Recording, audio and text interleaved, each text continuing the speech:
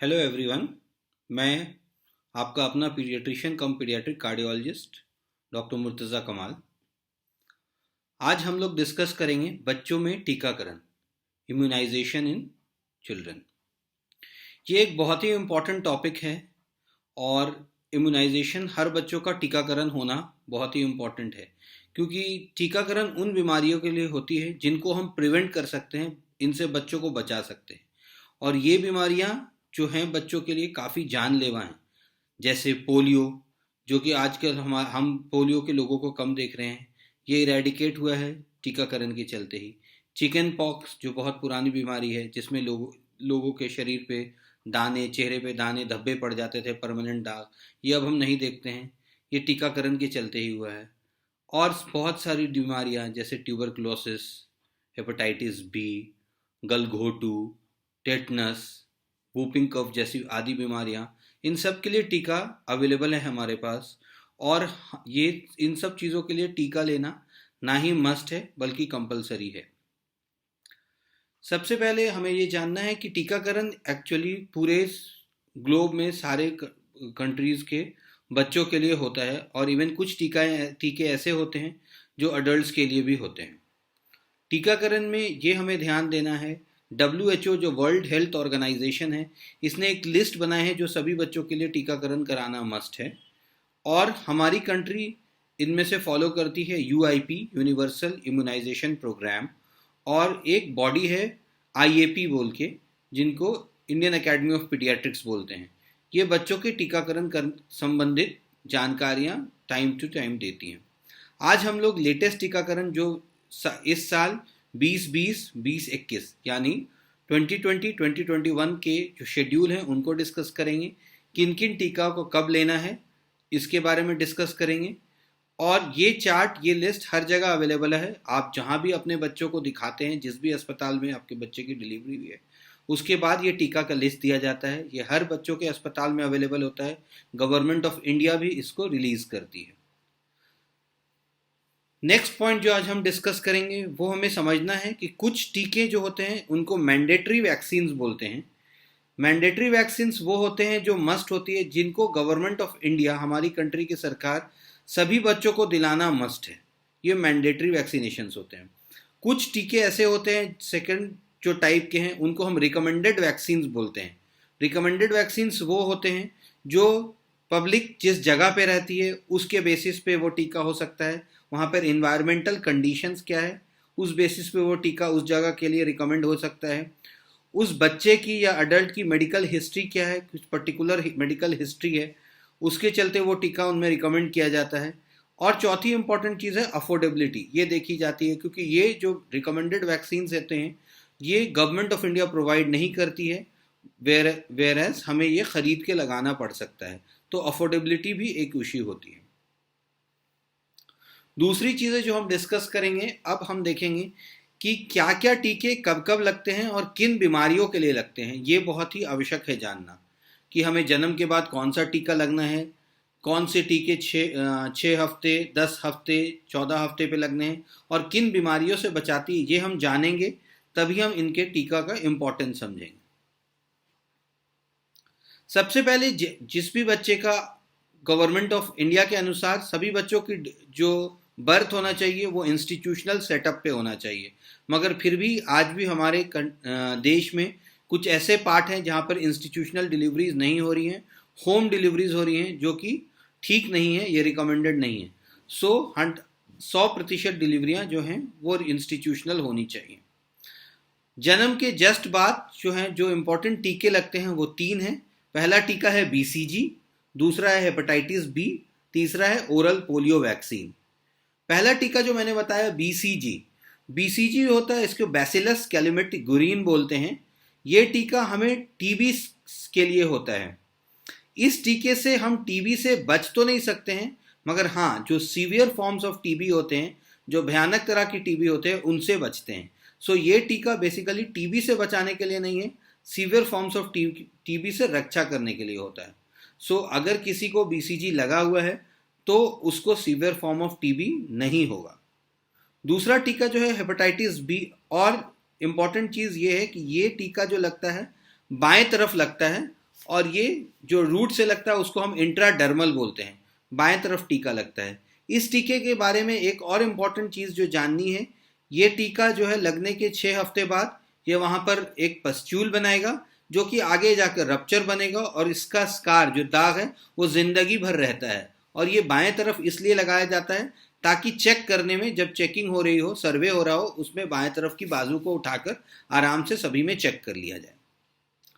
सो ये पहला टीका था बीसीजी जो जन्म पे लगता है। दूसरा टीका जो जन्म पे लगता है वो है हेपेटाइटिस बी बोलते हैं। हेपेटाइटिस बी नामक पीलिया से बचाता है। ये एक वायरल पीलिया है जो कि बहुत ही ज़्यादा प्रचलित है वर्ल्ड ओवर और हमारे कंट्री में भी। और ये टीका जो लगाते हैं ये इंट्रामस्कुलर रूट से लगता है और बच्चे के जांग में मतलब थाई में लगती है। जो तीसरा टीका जन्म के बाद लगता है उसको ओपीवी बोलते हैं, oral polio vaccine.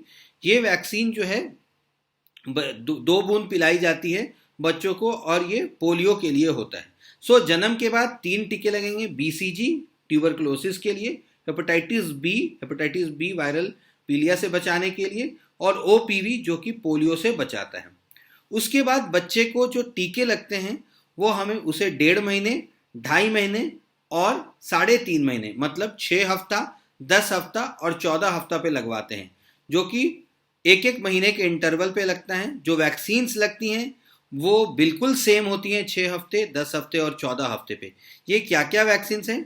DPT diphtheria pertussis tetanus, काली खांसी, गलघोटू टेटनस की बीमारी से बचने के लिए होता है, हीमोफिलस इन्फ्लुएंजा बी के HIV बोल के जो बीमारी है उससे बचने के लिए होता है, हेपेटाइटिस बी का नेक्स्ट डोज लगाते हैं, और IPV इंजेक्टेबल पोलियो वैक्सीन होता है इनएक्टिवेटेड, इसको लगाते हैं। तो ये 6 बीमारियों के लिए लगते हैं। 2 और बीमारियां हैं जिसको बोलते हैं रोटा वायरस डायरिया, इसके लिए रोटा वायरस वैक्सीन लगता है, और न्यूमोकोकल न्यूमोनिया होता है, उसके लिए भी वैक्सीन लगते हैं। सो 6, 10 और 14 हफ्ता यानी कि 1.5 महीना, 2.5 महीना और 3.5 महीने में ये वैक्सीन्स लगाने हैं, डीपीटी, हिब, हेपेटाइटिस बी, IPV और रोटा वायरस एंड न्यूमोकोकल। ध्यान रहे रोटा वायरल डायरिया का जो वैक्सीन होता है वो बच्चे को सिर्फ 8 महीने तक ही लग सकता है, 8 महीने के बाद ये वैक्सीन नहीं लगा सकते हैं। अगला वैक्सीन जो लगेगा 3.5 महीने बाद वो लगता है 6 महीने के एज पर, और इसमें ये होता है कि हम OPV का वैक्सीन लगाते हैं, ओरल पोलियो वैक्सीन का। और चूंकि बच्चा अब 6 महीने का है तो रिकमेंडेड, ये मैंडेटरी वैक्सीन नहीं है। जो दूसरी वैक्सीन मैं बता रहा हूँ वो है इन्फ्लुएंजा का फर्स्ट डोज वैक्सीन लगाना है। इन्फ्लुएंजा अगर आपने लगवाया है तो 1 महीने बाद 7वें महीने में फिर एक और डोज इन्फ्लुएंजा का लगवाना है। ये इन्फ्लुएंजा वैक्सीन मैंडेटरी नहीं होता है। अगला वैक्सीन जो लगवाना है हमें वो 9 महीने की उम्र में लगाना है। 9 महीने की उम्र में हम MMR लगाते हैं जो कि 3 बीमारियों के लिए होता है, मीजल्स, मम्स और रुबेला। खसरा से बचाता है, मम्स की बीमारी से बचाता है और रुबेला से बचाता है, इसके लिए पहला वैक्सीन है। और साथ में OPV2 लगाते हैं।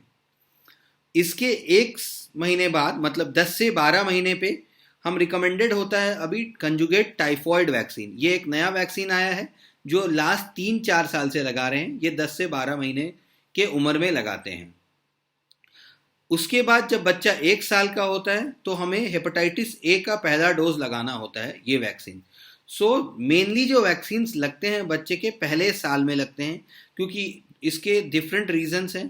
पहले तो इन बच्चों में ये बीमारियां ज़्यादा कॉमन होती हैं, प्लस इम्यूनिटी बनने में इनको टाइम लगती है। सो हम जन्म के पहले 1 साल में मैक्सिमम वैक्सीन्स लगाते हैं।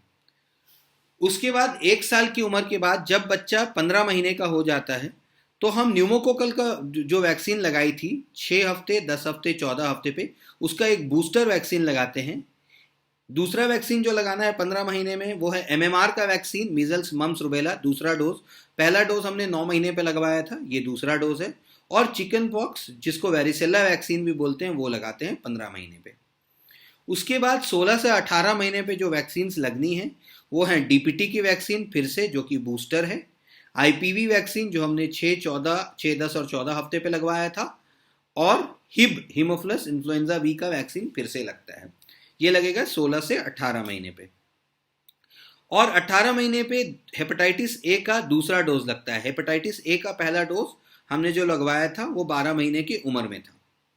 फिर बच्चा 1.5 महीने के बाद जब 2 साल का हो जाता है, कंजुगेट टाइफॉइड वैक्सीन का दूसरा डोज लगाते हैं। हमने पहला डोज अराउंड 10 से 12 महीने पे लगाया था, दूसरा डोज इस वैक्सीन का 2 साल की उम्र में हमें लगाना है। फिर बच्चा 4 से 6 साल का हो जाता है तो उसमें ओपीवी तीसरी डोज लगाते हैं, डीपीटी का बूस्टर लगाते हैं, एमएमआर थर्ड डोज बूस्टर लगाते हैं, चिकन पॉक्स का दूसरा डोज लगाते हैं। फिर बच्चा 10 से 12 साल का हो जाता है तो उसमें टेटनस और डिप्थीरिया का वैक्सीन लगाया जाता है।